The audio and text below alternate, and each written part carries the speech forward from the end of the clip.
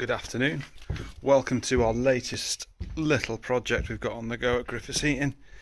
It's basically a new build. Full hit, plumbing and heating, first fix.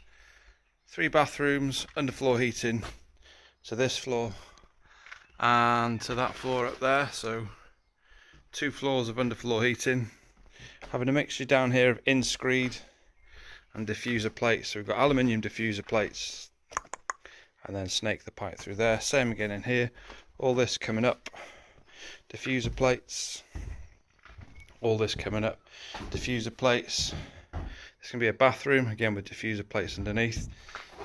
King span wedged into there, super insulated. And here is the plant room decoiler. We're having a Viessmann 222 floor standing storage combi linked into 2 manifolds for the underfloor heating. 1 manifold next to the boiler and 1 manifold directly above there. All fed off weather compensation.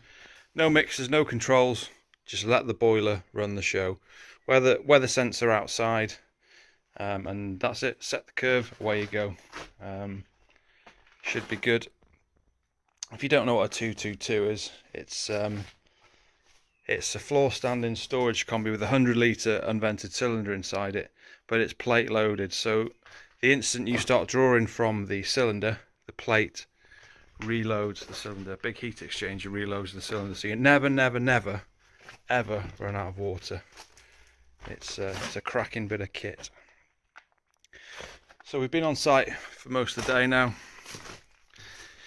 It takes about a day to get your head around the job and figure out what's going where, what's been forgotten, what needs to be done, what you don't know, what you need to know, and yeah, figuring out the lay of the land. So as I mentioned previously, we've got a floor standing 222 Viessmann going in there, and we're going to have to put a low loss header on that. I've done a little sketch here to show you what's going on. So there's our 222. It's got a built-in pump here, so the water circulates around that header all day long. Happy as Larry. Modulates down to 1.9 kilowatts, maximum output of 20 kilowatts. So we do our calcs based on the maximum output of the boiler. And in this occasion, 20 kilowatt boiler, DT of 20. That means at maximum full chat, that boiler's got 14.3 litres a minute of water going through that pump and the heat exchanger. And with the underfloor heating, our 10 kilowatt system runs at a DT of 7, which means the difference between the flow and return is much smaller, so you don't get a big temperature drop over the floor. So the beginning of the floor and the end of the floor are similar temperatures, or as near that you won't notice with your feet. Do the flow calcs on that, and we've got 20.4 litres of water a minute going through those manifolds. So as you can see, the flow rate on the underfloor heating is much higher than that of the boiler. So if you've got the pumps on the manifolds working hard, working against the pump, it's just going to cause all kinds of circulation issues and get into temperature problems.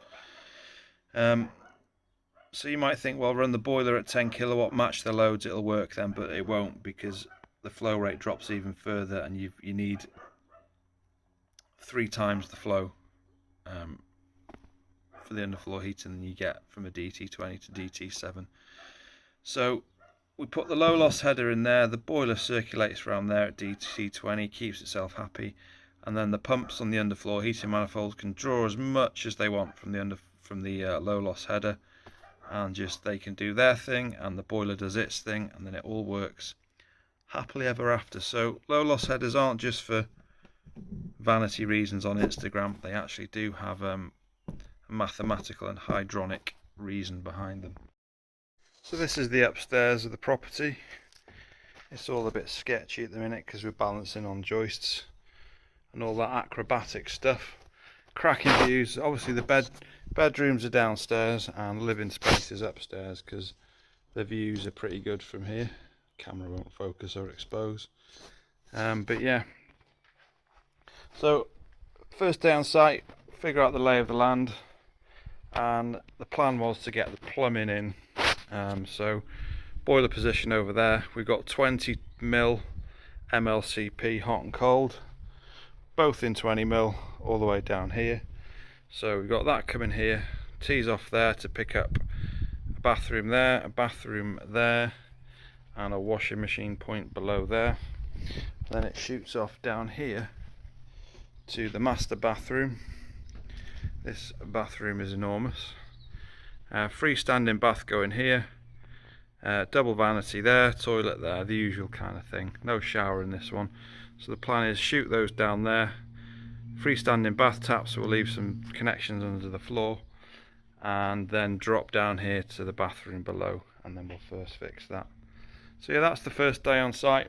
You're just figuring out the lay of the land and getting your plumbing first fixing. Obviously the heating first fix is going to be underfloor heating, and obviously we're going to be putting diffuser trays in all over the place here, and then snaking the pipe through with the help of the decoiler down there. Thanks Myson for sending me the freebie decoiler, because we spent so much money with you.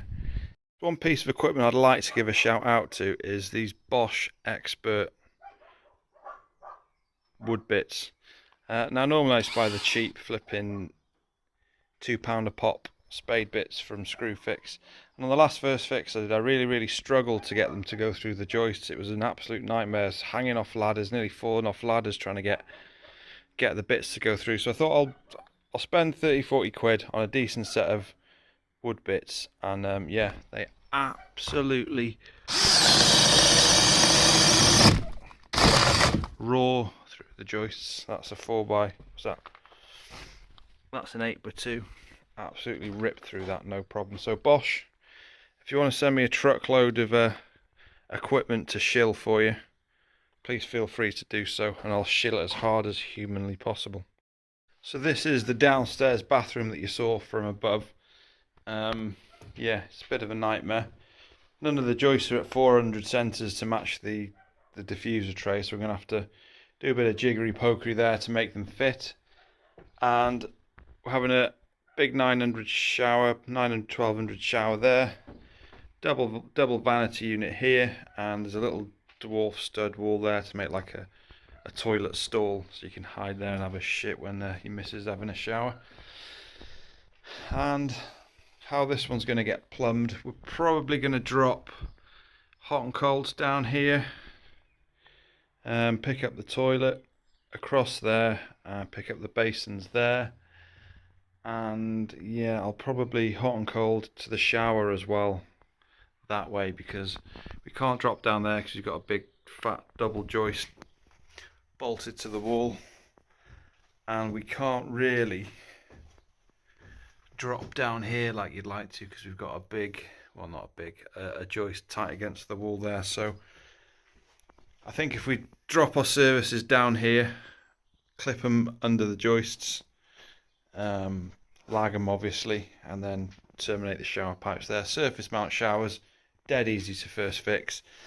And the trickiest part of this one is going to be sorting out this drain. The builders have put a new drain in. I think what we decided to do briefly was we're going to put a T in here with the branch facing up, and with the end boss there, with a 2-inch boss on it, run a waste down this way, pick up the two basins and the shower into that 2-inch waste. And I think that should work. I've not measured it yet, but I reckon that's going to work. And we might have to build this wall out slightly so it meets the 4-inch, so the toilet's not sitting 12 inches off the wall. So little problems like that you got to get round. It's all well and good putting a drain there, but figuring out the mechanics of connecting everything else to it, sometimes it doesn't work out. So hopefully it'll work out that way. This is the kitchen, diner, sunroom. We've got an island, big island here, huge island. The guy that owns this house has his own bespoke kitchen company, so everything's made to fit. So MLCP's hot and cold there. Shooting back off into the boiler room. It's going to be a gas hob here, so we have to get a gas supply in. And also there's a big fridge freezer with a water dispenser on it, so we need to drop a cold down to that. I was going to tee it off there, but I didn't fancy putting tees in the wall, so We're just going to loop it over the top and drop down there. I think that's pretty much day one on site done. Yeah, we've cracked it, we've figured out the lay of the land. Now it's time to pack up and get home.